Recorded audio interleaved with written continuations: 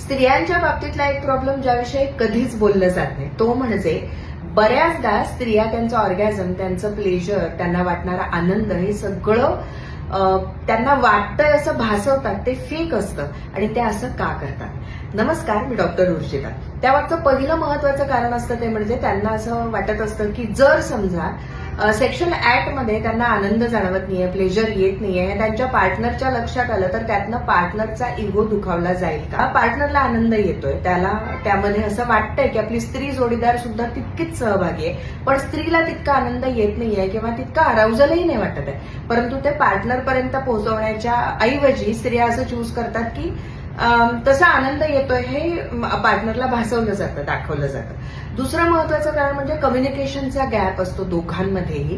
म्हणजे एकमेकांना सेक्समधनं काय हवंय, प्लेजरच्या कॉन्सेप्ट कशा, एखाद्या विशिष्ट गोष्टींमधनं आपल्या स्त्री जोडीदाराला आनंद मिळतोय असं पुरुषांना वाटायला लागतं आणि त्याच रिपीट केल्या जातात. परंतु स्त्रियांना बऱ्याच इतर गोष्टी, वेगळ्या काही गोष्टी अपेक्षित असतील तर त्याविषयी बोललंही जात नाही. म्हणजे ते अगदी फोरप्लेच्या संदर्भात असेल, किसिंगच्या बाबतीतलं असेल किंवा सेक्शुअल पोझिशन्सच्या बाबतीतलं पूर्ण मोकळेपणाने कम्युनिकेशन नसल्यामुळे सुद्धा बऱ्याचदा स्त्रिया हे फेक करतात. तिसरं म्हणजे जे आपण पॉर्नमध्ये बघतो किंवा मूव्हीजमध्ये, शोजमध्ये बघतो, त्यामध्ये ज्या प्रकारचे संबंध दाखवले जातात, जे काही सेक्शुअल इंटरॅक्शन्स दाखवले जातात, त्यानुसार स्त्रियांवरती एक विशिष्ट प्रकारचं प्रेशर असतं परफॉर्म करायचं. आणि त्या पद्धतीने जर स्त्रीला आनंद येत नाहीये तर कदाचित तिला आनंद येतोय की नाही असं पार्टनरला वाटण्याची शक्यता असते.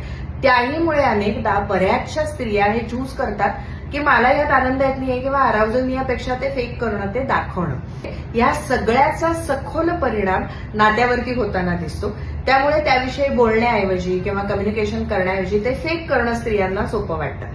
तुमच्याही बाबतीत असं घडत असेल किंवा तुम्हाला तुमची स्त्री जोडीदार ह्या सगळ्या गोष्टीतनं जाते असं वाटत असेल तर ते वेळीच थांबवा, त्याविषयी एकमेकांशी बोला आणि जिथे गरज असेल तिथे तज्ज्ञांचा सल्ला नक्की घ्या.